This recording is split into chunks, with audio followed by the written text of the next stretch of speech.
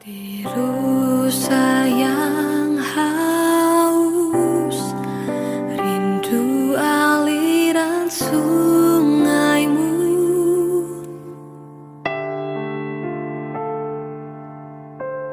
Hatiku tak tahan menunggumu.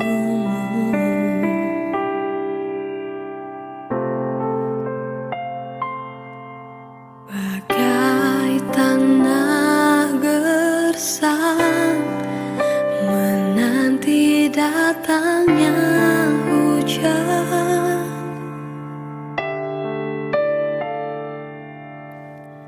Begitupun jiwaku, Tuhan.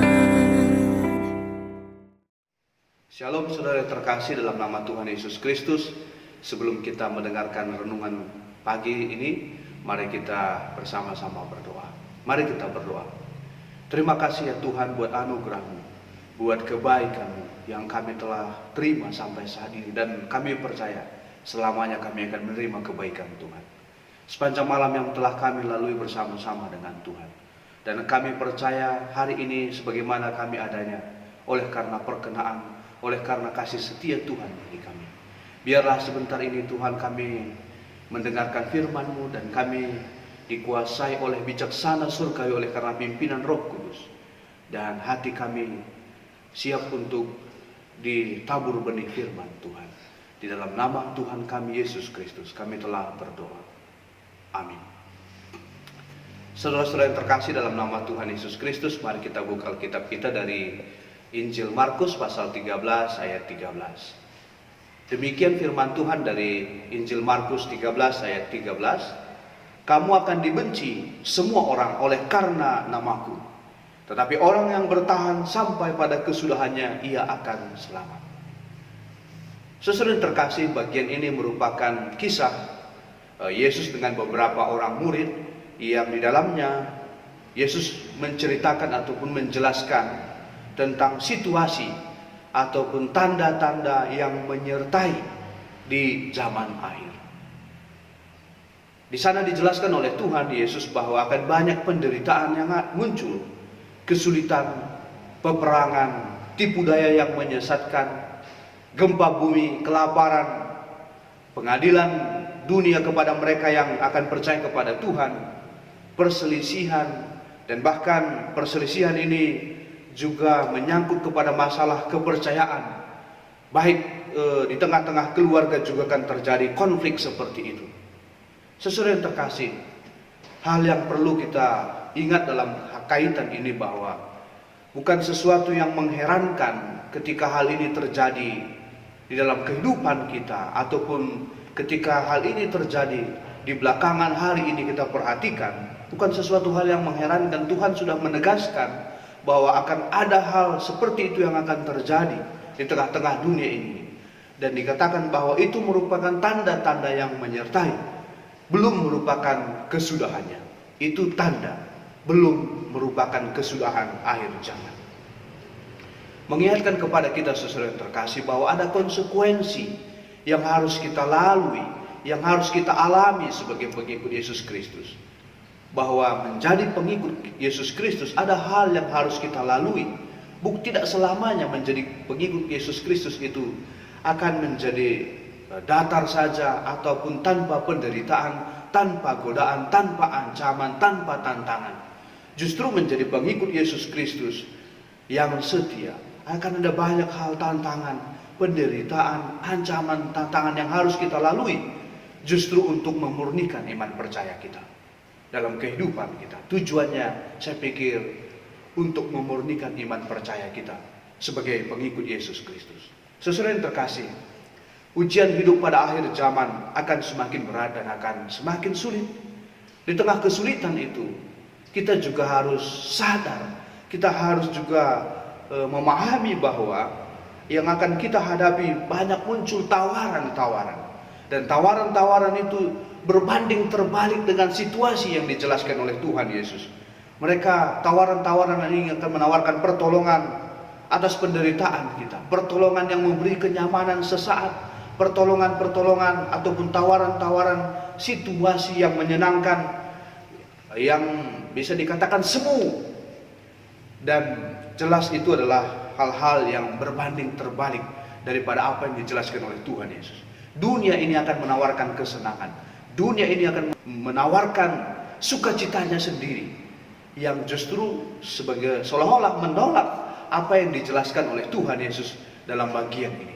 Saudara yang terkasih, di Alkitab dan juga di hari-hari ini kita bisa melihat bahwa ada banyak orang yang menyatakan dirinya sebagai orang-orang yang percaya, tetapi justru kemudian mengikuti tawaran-tawaran semu dunia ini, mengikuti tawaran-tawaran kesenangan dunia ini, sehingga kemudian meninggalkan Tuhan Yesus.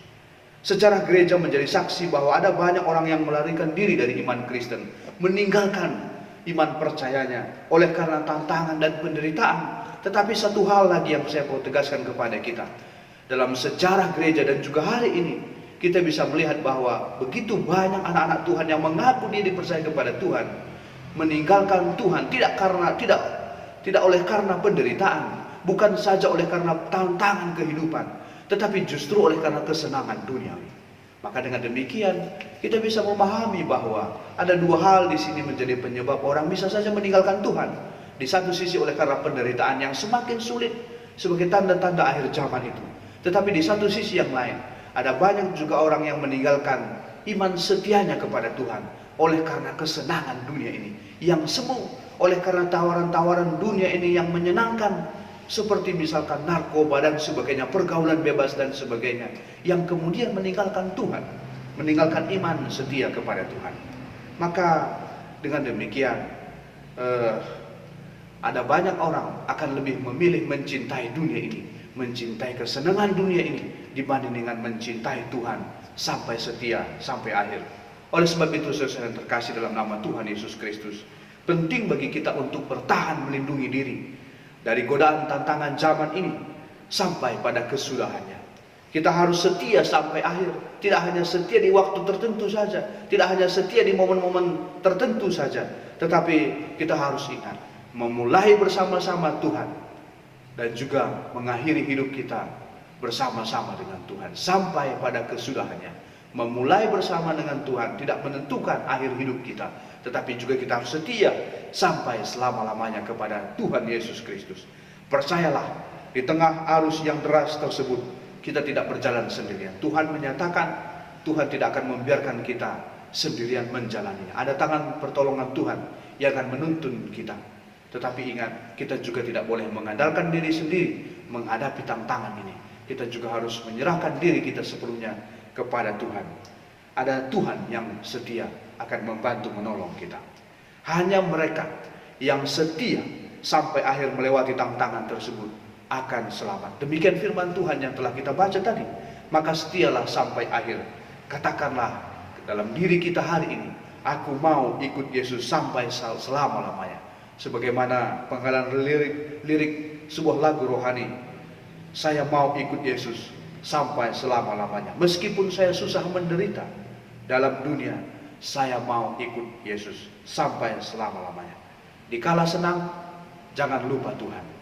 Dikala susah, tetap berserah kepada Tuhan. Dalam segala aspek, dalam setiap sisi hidup kita, mari kita menyerahkan diri kepada Tuhan sampai selama-lamanya, setia sampai akhir. Amin.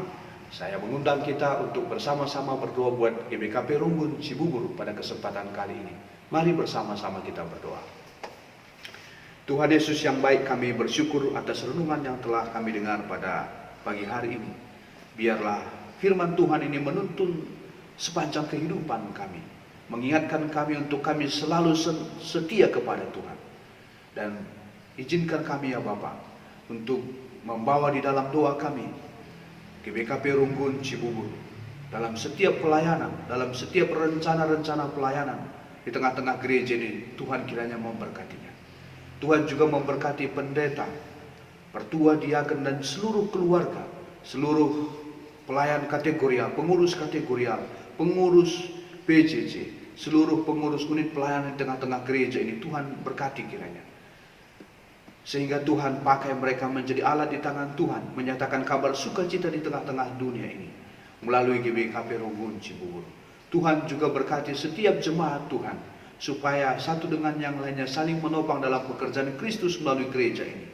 Tuhan juga berkati mereka yang mungkin ada masalah pergumulan akan kesehatan, ada masalah pergumulan akan ekonomi, pekerjaan, dan keluarga.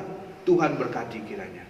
Dan kami percaya pemulihan yang datangnya daripada Tuhan kiranya memberkati gereja dan juga jemaat yang mungkin ada pergumulan-pergumulan pribadi dan juga pergumulan-pergumulan di tengah-tengah keluarga, di tengah-tengah jemaat GBKP Runggun Cibubur ini. Biarlah GBKP Runggun Cibubur Tuhan pakai menjadi alat di tangan Tuhan, menyatakan kabar sukacita bagi jemaat dan juga bagi seluruh setiap orang di sekitar gereja dan juga di sekitar lingkungan rumah jemaat masing-masing. Biarlah setiap pribadi, setiap anggota jemaat menjadi agen-agen pemberitaan Injil di tengah-tengah kehidupan mereka masing-masing melalui perkataan, perbuatan, dan juga melalui pemikiran mereka. Terpuji termulia nama-Mu ya Tuhan, melalui gereja kami GBKP Runggun Cibubur. Kami mau menyerahkan seluruh hidup kami dalam satu nama Tuhan kami Yesus Kristus yang telah mengajar kita berdoa. Mari sama-sama kita berdoa seperti Tuhan Yesus ajar kita berdoa. Bapa kami yang di surga, dikuduskanlah nama-Mu, datanglah kerajaan-Mu, jadilah kehendak-Mu di bumi seperti di surga. Berikanlah kami pada hari ini makanan kami yang secukupnya, dan ampunilah kami akan kesalahan kami, seperti kami juga mengampuni orang yang bersalah kepada kami. Dan janganlah bawa kami ke dalam pencobaan, tetapi lepaskanlah kami daripada yang jahat, karena Engkaulah yang punya kerajaan dan kuasa dan kemuliaan sampai selama-lamanya. Amin.